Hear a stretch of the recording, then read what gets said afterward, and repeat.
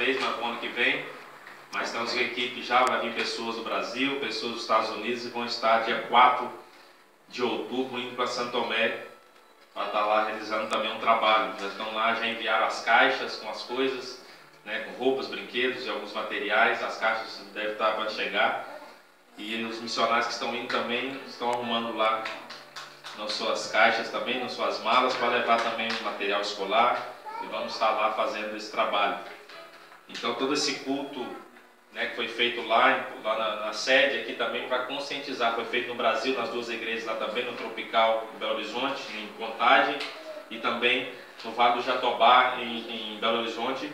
Também foi feito o culto missionário de conscientização, para os irmãos estarem também engajados, envolvidos. Então aqui agora é a vez aqui de Ferreiras. Em nome de Jesus Cristo, nós cremos que se nós não vamos pisar agora nessa terra, mas nós vamos orar, nós vamos semear, nós vamos, né, ajudar de alguma forma para que esse evangelho consiga, né, atravessar os continentes, consiga ir em outros lugares. Nós não somos a primeira igreja que vai estar fazendo trabalho em Santo Tomé. Há mais igrejas que estão fazendo trabalho excelente lá. Nós vamos só ser mais uma, né, para somar força, né? Nós não inventamos a roda, né? A igreja não inventou a roda. É só mais um povo que está indo lá para somar forças, como aqui precisa, né? O pastor Daniel, o pastor Alex, estão somando forças para que o evangelho continue rompendo. É assim que a gente trabalha. O rei, ele trabalha dessa forma. Tem gente que não gosta de comunhão, tem gente que não gosta de unidade, mas quem gosta sabe o prazer gostoso que é estar junto, né? É maravilhoso. João capítulo 9, vamos ler o verso 1. Quando Jesus ia passando, viu um homem cego de nascença. Os discípulos de Jesus perguntaram: Rabi, quem pecou, este ou seus pais, para que nascesse cego?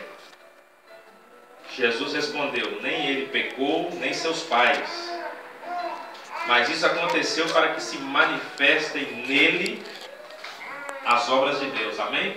Amém. Glória a Deus. Jesus é maravilhoso. Todos nós sabemos disso.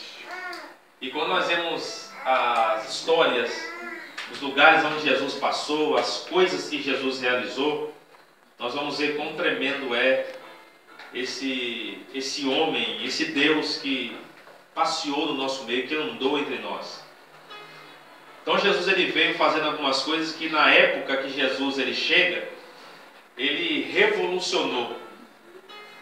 Nós vamos ver que a linguagem bíblica é uma linguagem militar. Você vai ver no Antigo Testamento, você vai ver de guerras, exércitos, né, o Davi, Saul, né, Gideão, vai ver eles preparando exércitos. É uma linguagem bem militar, de armar estratégias para guerrear, de levantar contra o inimigo com espadas. Então, todos nós aqui, creio que sabe, que conhece e sabe que o povo desse tempo onde Jesus chegou, os judeus, estavam esperando um guerreiro, né? Eles viviam dentro de uma colônia romana, eles viviam ali, não eram escravos livres, mas viviam dentro de uma colônia romana, pagavam impostos ali a César. Eles viviam naquele contexto. E quando eles esperam esse Messias, eles esperam esse homem que ia vir, eles esperam um libertador, um guerreiro como Davi. Eles esperam alguém que viesse tirá-los daquela prisão, tirá-los do governo ali dos romanos, e ia levantar uma nova nação, uma nova geração, ia mudar totalmente o contexto. Só que Jesus ele vem totalmente diferente, de forma diferente. Ele vem ao invés de levantar um exército de guerreiros, ele vem e levanta 12 discípulos para pregar a paz, o amor. Ele vem pregando usando outro método de alcançar as pessoas. Ele vem contando umas parábolas meio estranhas. Ele vem causando e fazendo algumas coisas que as pessoas não compreendiam, né? Na verdade, ele falava na linguagem dos pequeninos. Ele não queria que os outros também, que aqueles homens doutores da lei entendessem muito. Ele estava falando com outro tipo de pessoas.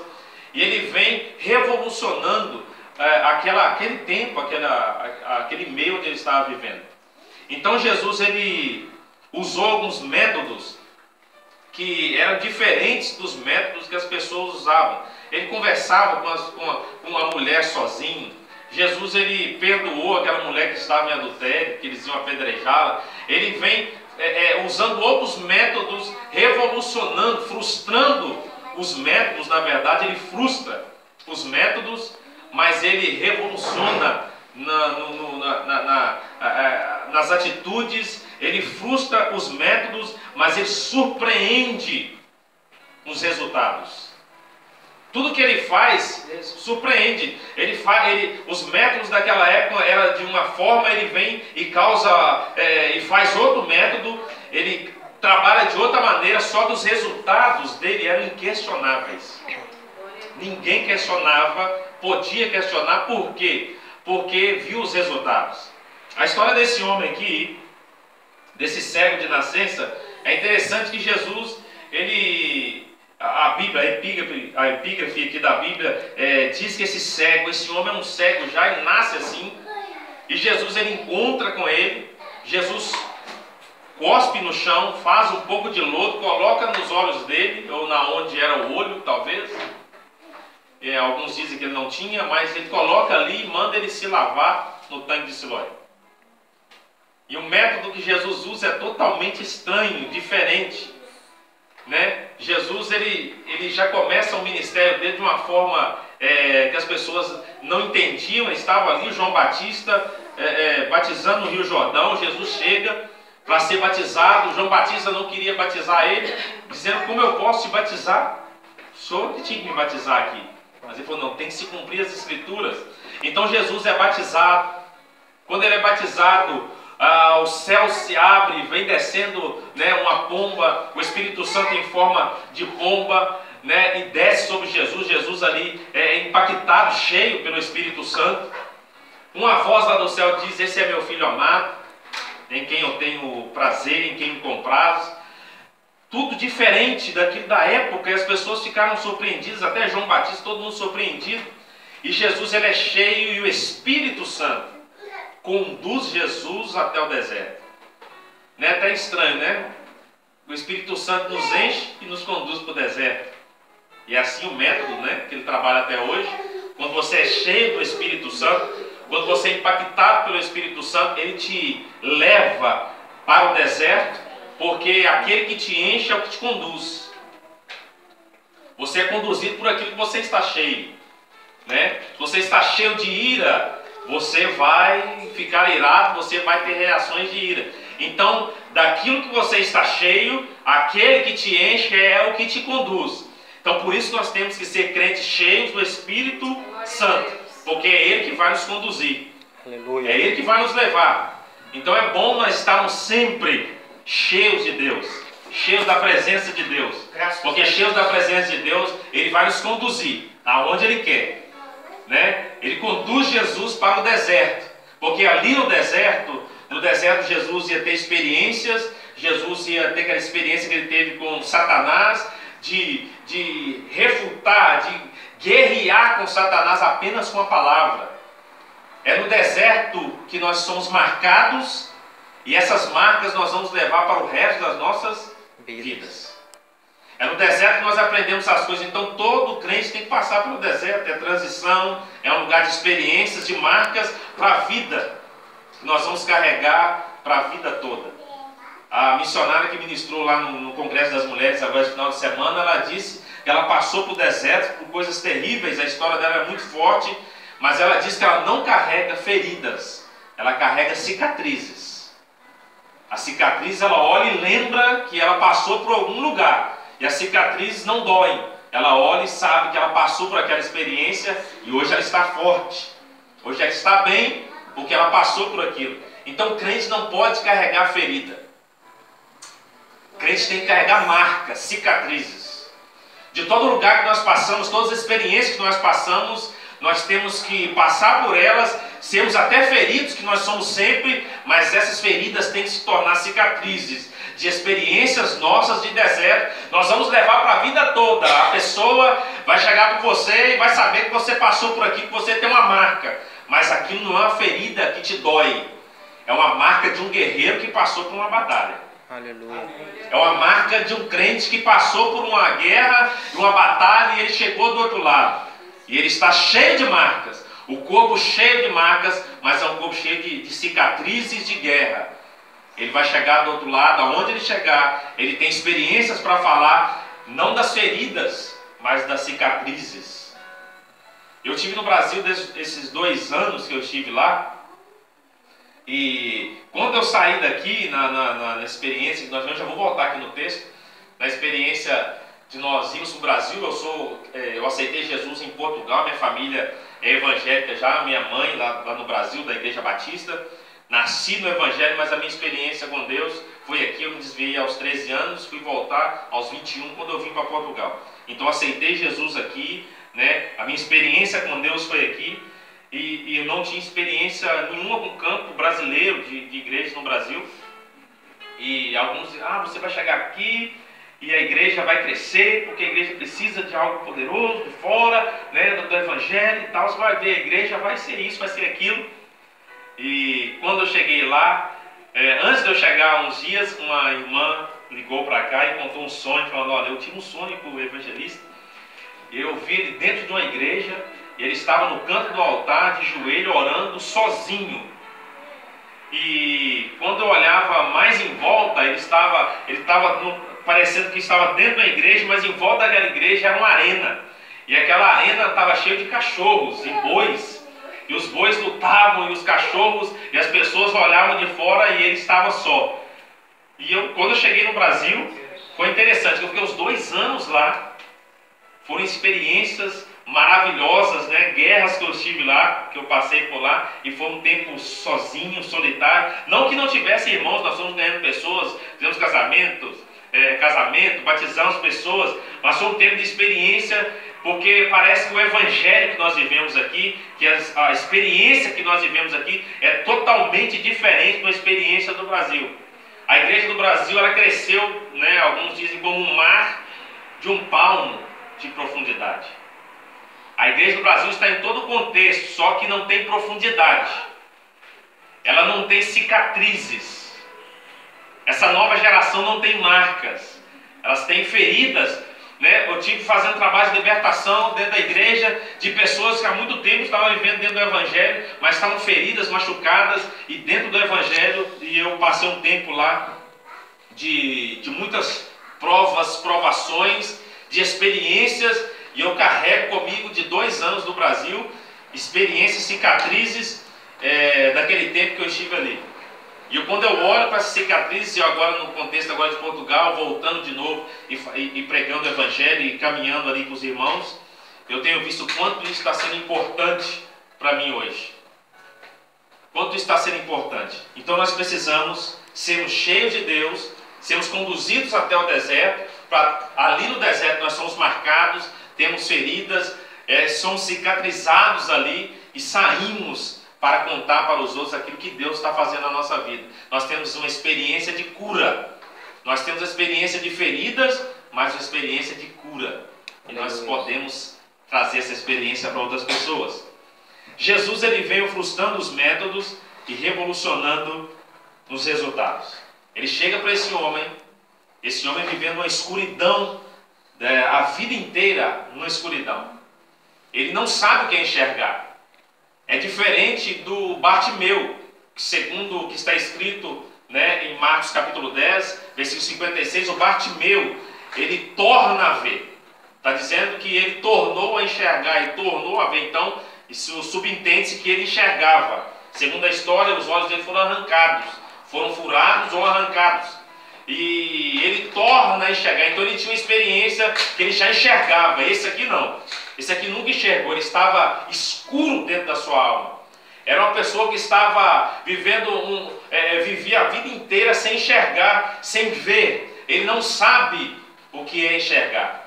Então Jesus, ele gosta de chegar em terrenos que ninguém gostaria de chegar. Jesus, ele vem em lugares que ninguém entra, ele vai em lugares que ninguém quer ir, porque são terrenos difíceis. E Jesus vai dar vista para esse cego, de uma pessoa que nunca enxergou. Ele nunca viu a luz, ele estava escuro dentro dele. Ele não tinha uma experiência de, olha, eu quero ver porque é bonito, porque é bom, porque eu olho, quando eu enxergava, eu vi quanto é belo. Jesus, ele vem aqui para tirar a escuridão de dentro desse homem, porque ele vivia a vida dentro de uma escuridão. O tempo todo, ele nasce, para ele é tudo escuro. E Jesus, ele vai nesse terreno, Jesus, ele vai nesse lugar, Jesus, ele entra nessa situação de escuridão que ninguém queria entrar. Jesus, ele ultrapassa os limites. Jesus, ele ultrapassa os terrenos que as pessoas queriam entrar. Jesus, ele vai muito mais além do que aquilo que nós imaginamos. Por isso que Jesus quer que nós venhamos perder o controle. Todo crente, ele tem que perder o controle da vida. Ele não pode ser um crente controlado, porque só pode experimentar coisas mais profundas, só pode entrar onde Jesus entra e pisar em terreno se Jesus entrou. É o crente que perdeu o controle, porque quando nós perdemos o controle, Jesus assume o controle da nossa vida. Aleluia. Ele assume o lugar.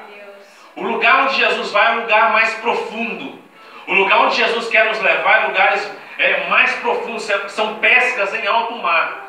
Quem aqui acompanha, quem gosta como eu de assistir aqueles programas de história, de pescarias em alto mar, que eles vão pescar peixes lá no fundo, lugares onde os pescadores não vão, a maioria dos pescadores ficam na beira da água. E eles vão pescar aquele atum lá no meio do mar, perigoso, muitas ondas. Só que eles trabalham ali uma semana, alguns 2 semanas, e eles vêm para casa e não trabalham mais o resto do ano. Eles vão em algum lugar que não tem concorrência.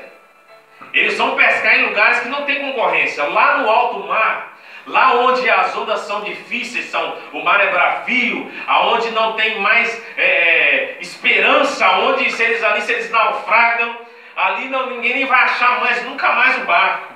Mas eles entenderam que eles querem sair da onde há muita concorrência. Eles querem ir a um lugar mais profundo, porque lá tem mais peixe. Lá tem lá tem condições deles pescarem mais, deles conseguirem pegar mais. E eles vão naquele lugar onde a concorrência é pouca e eles pescam uma pescaria de 1 semana para voltar para casa com $300 mil, $400 mil de lucro e ficar o resto do tempo em casa, curtindo a família, porque eles querem experimentar resultados mais profundos. E é isso que Jesus está falando conosco nesses dias. Ele quer que nós venhamos em lugares mais profundos, lugares mais distantes, aonde não há concorrência, aonde não há uma briga, não há gente ali atropelando uns aos outros, mas nesse lugar onde não há concorrência, nós vamos ter um resultado maior, um resultado melhor, e nós vamos conseguir voltar com as redes cheias, nós vamos conseguir voltar com os resultados maiores, com os resultados melhores. Por isso que lá em Ezequiel, Deus estava chamando o homem para ir mais fundo. Ele caminha e ele vem mais. A água vem até os artérios, ele vem mais. A água vem até os lombos, ele vem mais. Ele vem mais, ele mergulha. Ele começa a nadar, ele perde o controle. E Jesus nos chama para ir para o lugar mais profundo, lugar mais longe. Jesus quer nos dar experiência. Por que nós não vivemos mais experiência? Porque o pastor Alex está dizendo aqui, e nós ouvimos ali nessa tarde, nós estávamos ali compartilhando, ouvindo a mensagem de Deus, nós não vamos ver mais coisas profundas. Por que esse evangelho de hoje, por que esse tempo que nós estamos vivendo agora, nós não estamos vendo mais sinais poderosos de Deus? Porque nós estamos ficando raso, porque nós estamos limitando a ação de Deus e nós não temos visto mais curas, mais coisas profundas no meio da igreja, algo mais poderoso, porque nós estamos parados, estagnados, e o meio onde nós vivemos faz isso com a gente. Aonde nós estamos inseridos, no meio que nós estamos inseridos, há alguma coisa que nos puxa para baixo, que nos mantém no mesmo lugar. Nós olhamos e as coisas não acontecem. Mas eu vim aprender, estou aprendendo no meu evangelho, que a culpa é toda minha. Eu fui aprendendo que a culpa sempre é minha, porque eu não me aprofundo mais, eu não entro mais. se eu quero coisas surpreendentes de Deus, se eu quero algo mais profundo de Deus, se eu quero ver algo mais forte de Deus, eu tenho que ir mais fundo. Eu tenho que cavar mais fundo. Eu tenho que ir mais longe.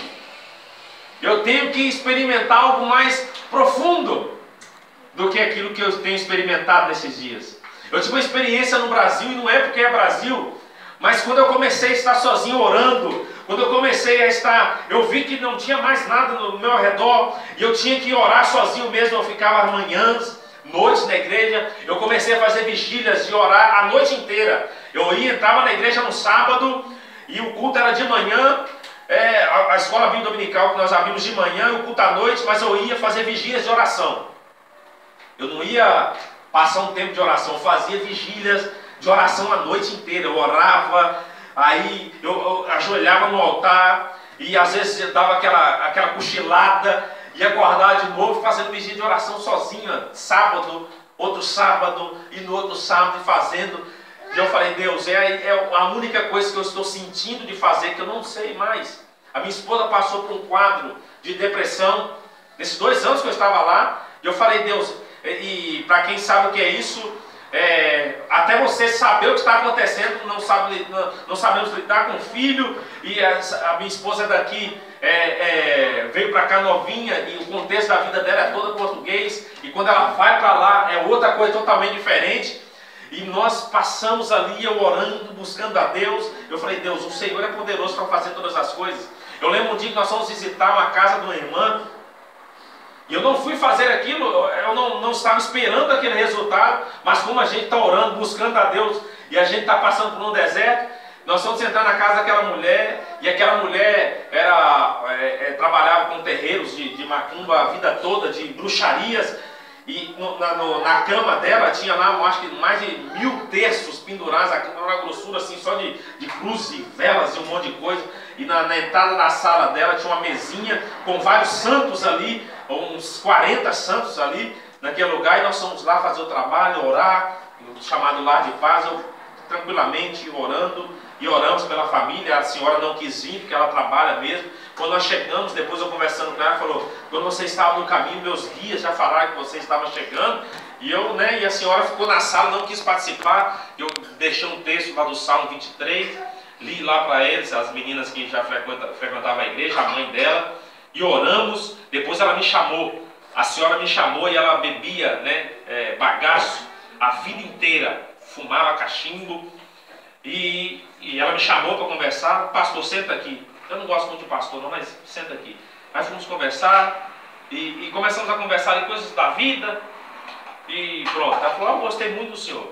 Falei, amém, muito obrigado, né? Glória a Jesus.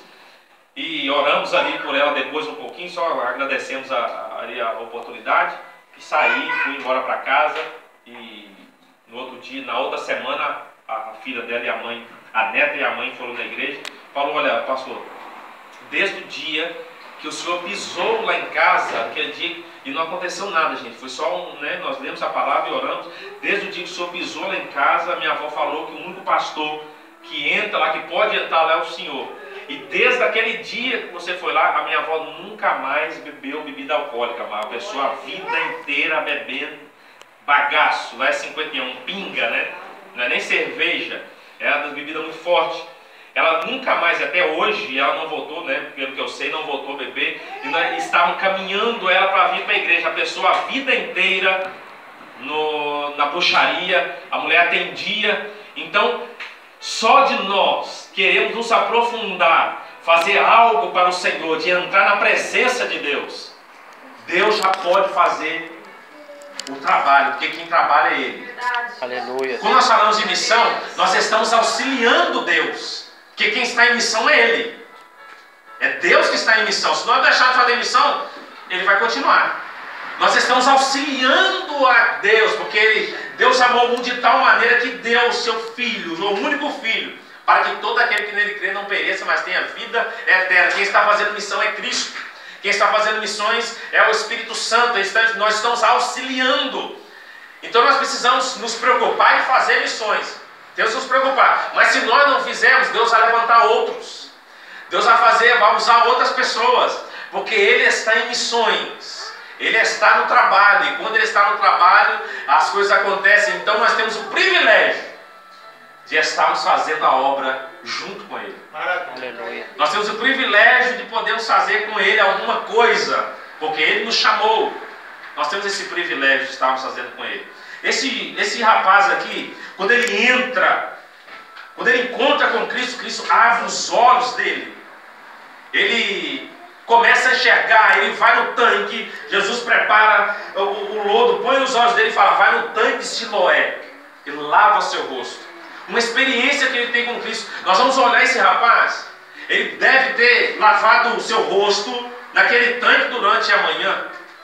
Não era a primeira vez que ele lavava o rosto naquele tanque, ou várias vezes durante a vida dele, ele lavou o seu rosto ali, naquele tanque, e nunca aconteceu nada. Mas nesse dia que ele encontra com Jesus, o interessante é que ele entra na presença de Jesus cego, e ele sai cego. Ele entra cego e sai cego. Então nem sempre as mudanças vão acontecer da forma que nós esperamos. Às vezes a pessoa fala, nossa, eu fui no culto e sai do culto. Não aconteceu nada, aquele culto não foi bom. Não interessa. Se a palavra de Deus está sendo ministrada, se tem algo de Deus sendo ministrado, o que vai acontecer aqui é o que nós vamos fazer com a palavra que nós ouvimos. Porque o pregador, o levita, o ministro de louvor ministra a palavra, o louvor, deixa uma direção de Deus. O pregador prega, os irmãos na intervenção falam alguma coisa. Mas é o que eu vou fazer com essa palavra que eu estou recebendo é que vai verdadeiramente mudar a minha vida. Glória a Deus. Ele entra cego e sai cego do culto. Ele podia falar, esse culto não prestou, esse culto não foi bom. Não teve um reteté, não teve uma glória, né? Não teve um mover poderoso. Mas ele sai dali com uma palavra. Aí o que ele fez com uma palavra determinou a cura dele.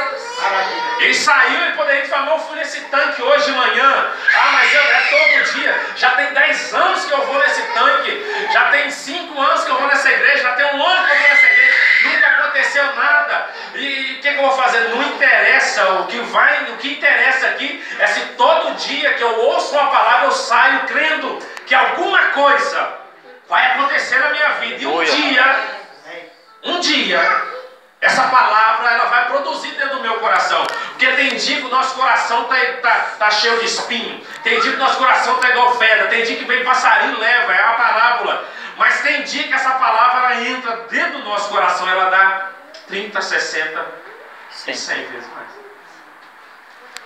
Tem dia que ela vai chegar. E parece, quando nós estamos passando por uma situação, parece que o culto é bom só quando a gente não vai, né? O irmão fala, ei gente, você perdeu, o culto ontem, Deus abriu o céu daquela igreja, você não sabe. Então, tem tanto tempo que eu vou na igreja, só quando eu não vou. Né? Parece que quando a gente não vai, Deus usa o profeta. Pastor nem ele profetizava, naquele dia o pastor profetizou tudo. O irmão falou, aqui o pastor profetizou, entregou profecia. O irmão falou, mas eu não fui nesse dia, parece que mas a palavra está sendo trabalhada. Tem um tempo determinado no meu coração daquilo que você está vivendo. Tem um tempo certo do momento que você está vivendo. Esse cego, ele chegou naquele lugar no tanque de Siloé. Ele foi para o mesmo lugar, mas era um outro lugar. A vida inteira era o tanque de Siloé. Quando ele sai com a palavra de dentro do culto, da experiência que ele tem com Cristo, ele sai com a palavra na sua mão. E ele volta lá no tanque, era o mesmo tanque. Só que era um outro lugar, porque agora ele estava com uma palavra de Deus. Porque agora ele estava movendo dentro dele uma palavra de Cristo.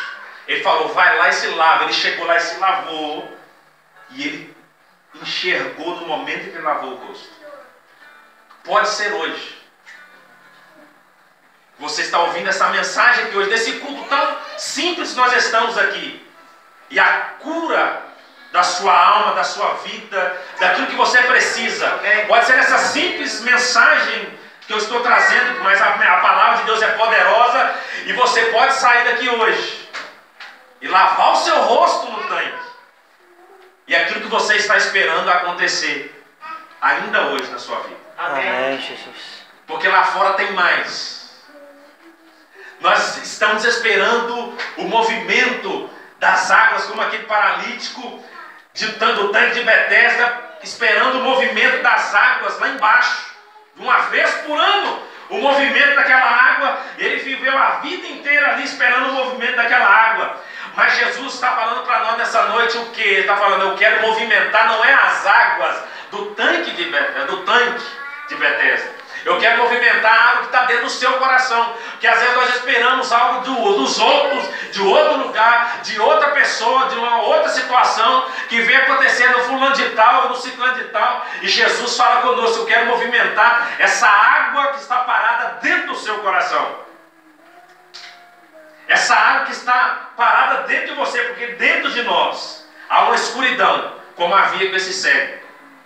E Jesus chega, ilumina o que está dentro dele, e a luz vem de dentro para fora, e aquele homem começa a enxergar. Aleluia. Graças a Deus. Aquele homem começa a ver. Porque nós esperamos esse mal de Betesda, de esperar sempre num outro lugar, de estar com os nossos olhos sempre naquela situação, esperando naquela pessoa, esperando naquele empresário, esperando naquela mulher, naquele homem, naquela igreja, ou em algum lugar nós temos esse mal, sofremos do mal de Betesda e esquecemos de experimentar aquilo que Deus quer que seja gerado dentro de nós mesmos. Dentro de nós mesmos. A experiência o que Jesus quer alcançar em nós nesses dias, a glória que Ele quer trazer para nós nesses dias, de nos iluminar por dentro, de nos transformar por dentro, é bem maior do que nós esperarmos em coisas visíveis, em aquilo que as pessoas querem nos apresentar. Nós temos que acreditar que Deus quer fazer uma obra dentro de nós. Eu estou ministrando lá na igreja esses dias, no culto de quarta-feira de libertação, estou dizendo: chega de você querer entrar por uma porta, seja a porta. Às vezes nós queremos entrar pela porta, nós queremos: oh Deus, abre uma porta para mim, Senhor, eu quero entrar por essa porta, mas esquecemos que nós também temos que ser, podemos ser uma porta onde as pessoas vão poder entrar através de nós. Aleluia. Nós queremos ver tanto o outro fazendo, os outros indo, os outros fazendo aquilo e fazendo o outro. Por que você não pode, Deus, te abençoar, te prosperar, para que você possa abençoar os outros? Aí você abençoa quem você quiser.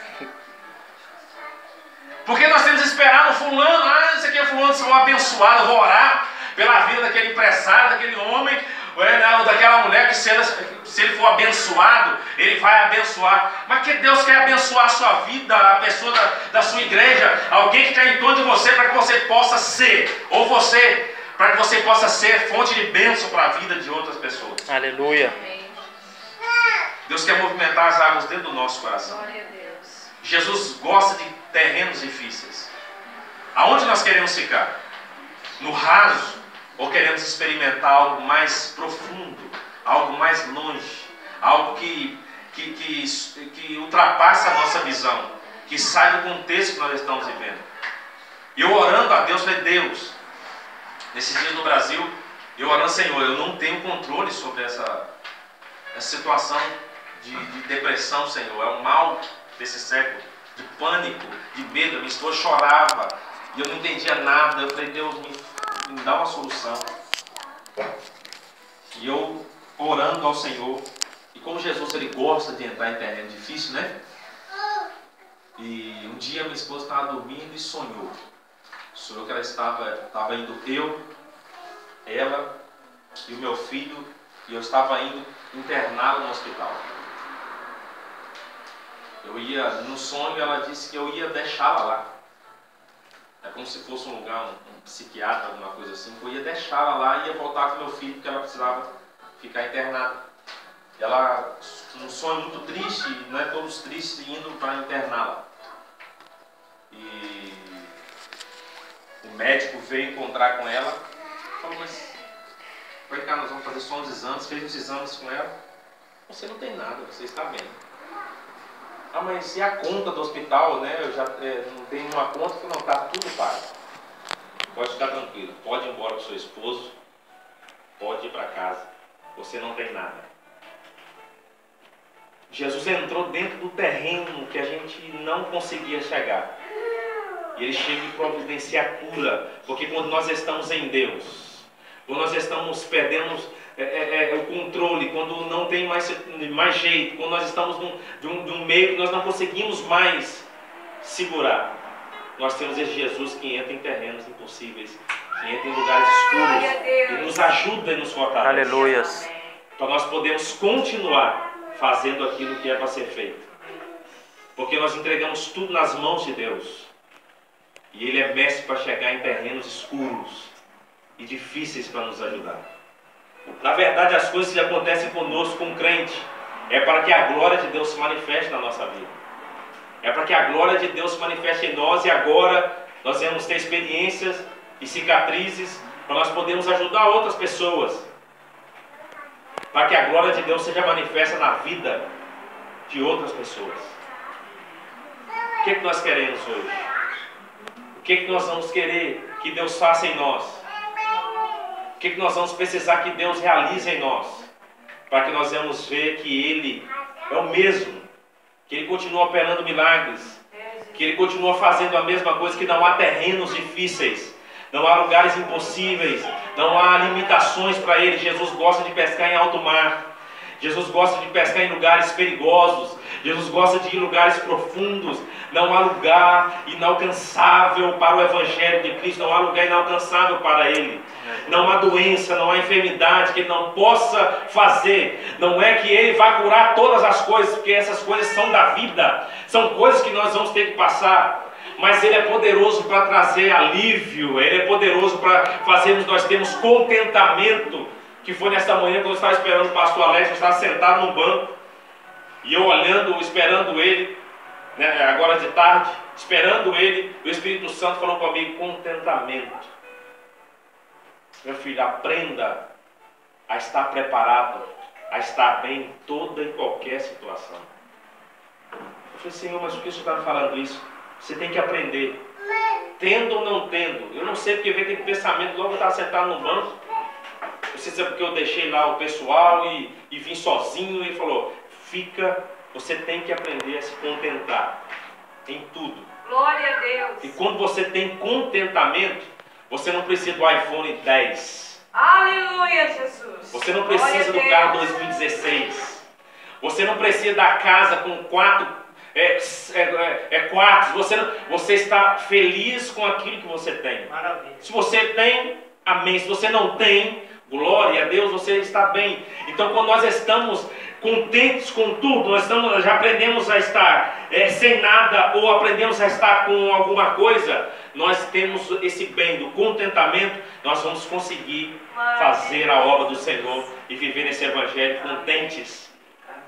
O mal desse tempo agora é o mal do descontentamento. As pessoas não estão contentes. Elas, se tem a geração 1, tem que ter a geração 2, a geração 3, a geração 4 e a geração 500, e nós vamos saindo e ninguém está mais feliz com nada.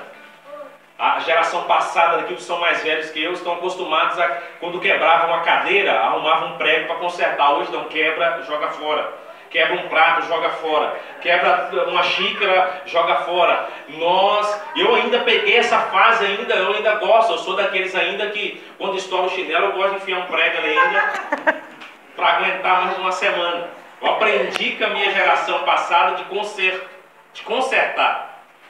Agora essa geração não, essa geração é a geração do descontentamento. A geração que ela quer mais e já notou que as coisas hoje não duram também, né? Nada dura. Está tudo para nós ficarmos descontentes com aquilo que temos.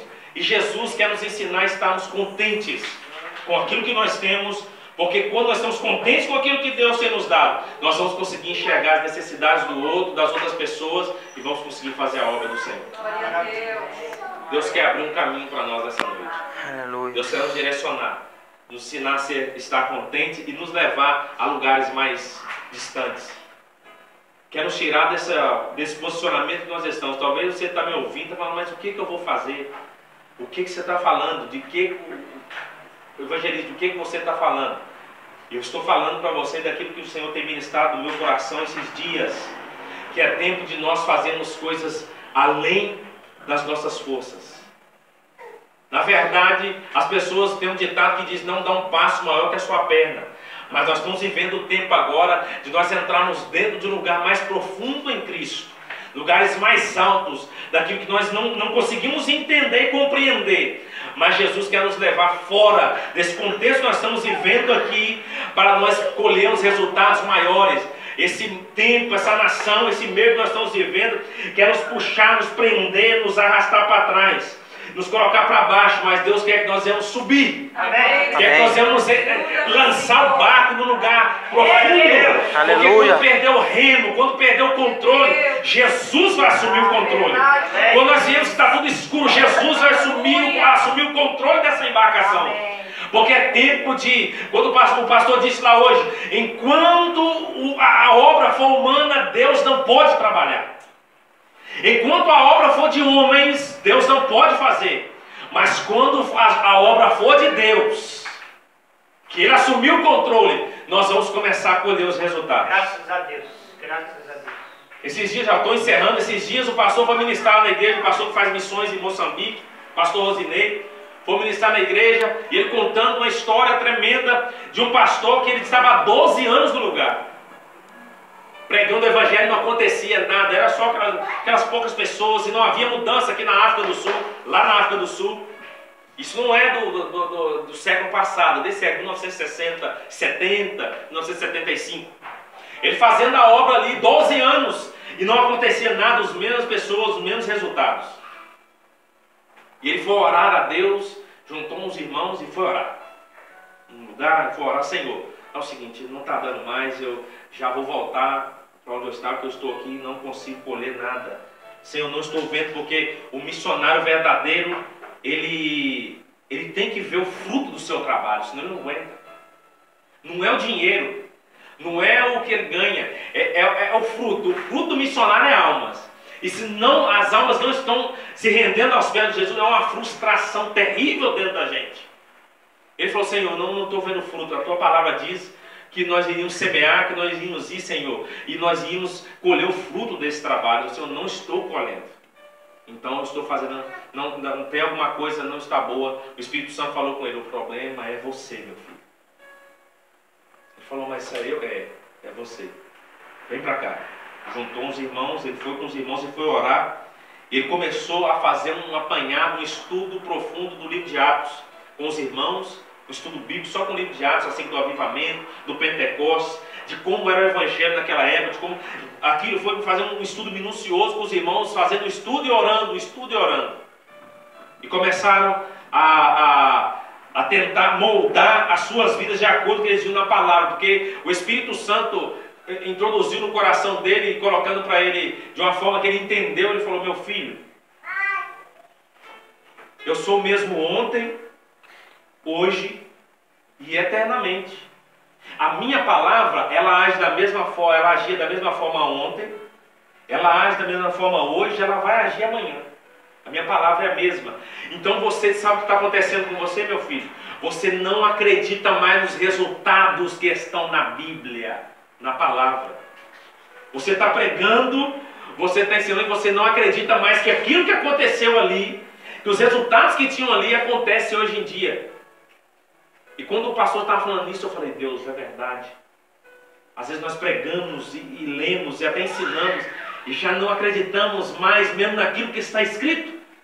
Que um coxo pode se levantar, que pode haver uma restauração, Deus pode dar visões, revelações.